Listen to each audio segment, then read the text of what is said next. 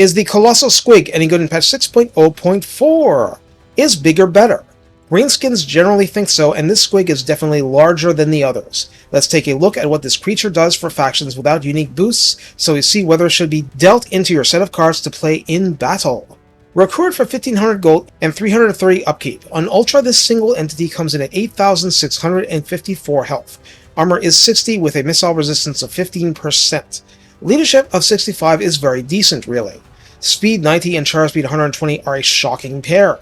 I mean, think about Stonehorns and their normal speed. Stonehorns can charge at 120, yes, but this is amazing. Melee attack begins at 52 with a low attack interval of 3.2.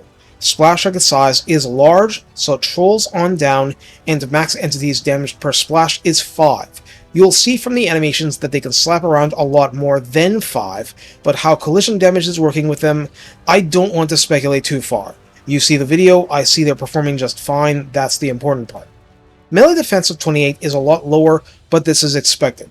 Weapon strength 460 is by no means bad, split base 120 and armor piercing 340, a very good ratio, and it comes with a bonus versus infantry of 20, charge bonus of 75, and mass of 4,000 establish this as a total wrecking ball, though the headbutts do not necessarily go deep into a formation. The unit is a siege attacker, a Squig obviously causes fear and terror, has feral rage 1 and 2 for rampaging, and detonates on death. That's such a sore loser mechanic, I've gotta say. And I didn't see anything that said that the unit is unbreakable, so it's high leadership then compared to other stuff, but it is not unbreakable. The redline skills assign even this to riders, for plus 12% speed and plus 12 flat charge bonus at 3 pips, and sneaky stabbers for rank 7 ones, plus 5 leadership, plus 12% more weapon strength in the melee, and 10% physical resistance because it counts among the Squigs, not with the giant and other notable big boys.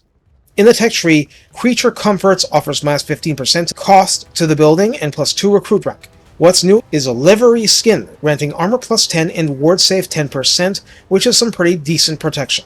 More grub was not applicable when I checked. As usual, the real crazy stuff is relegated to the scrap upgrades. Let's look at the flavor text for Bigger Squig spikes. That Squig's huge! We're gonna need more spikes.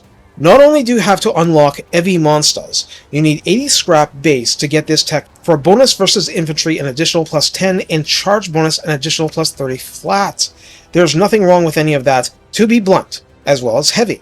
Heavy monsters is also necessary for strapped plates for 50 scrap base, and we're going to be hearing of this a lot for the larger monsters. The benefit is missile resistance 20%, obviously adding to the existing 15% for 35% total. So we're looking at potential 10% ward save, 10% physical resistance, 35% missile resistance. Okay then. So how do we use the Colossal Squig? In my brief experience without any campaign buffs, we're looking at something in the spirit of worry-free data except applied to monsters. So I would call this a worry-free single-entity monster experience. You know what it's trying to do? Headbutt and chomp. Is it good at that? Yes. Is it fantastic at that? It's okay. And this is the default version, no boosts at all. It clocks in, munches infantry through armor, and clocks out. It's very simple. It's not the most durable monster, but it is stupidly fast, and it is vicious in melee. There's a lot you can do with that. I mean, it's one thing to have wolf riders going into the artillery of the enemy. Having wolf riders supported by a Colossal Squig? Whoa. Do you need a more complicated rundown? No. The footage speaks for itself. This is a solid monster as is, and it'll only get better the more you throw at it, particularly damage increases like WA boosts. I say that because between 52 melee attack at Reg 0 and that huge bonus versus infantry, it's probably going to hit a lot of the time. Of course, there's a downside, and it is known as feral rage. Just keep in mind your control over these things is limited, and you should be alright. If you send them in blindly, you will suffer. Hopefully they take a few of the enemy with them when they go boom. But that's on you as much as the drawbacks of the unit itself. So keep the drawbacks in mind and you're still getting a nice monster to munch and bash your foes. Take care and have colossal amounts of fun out there.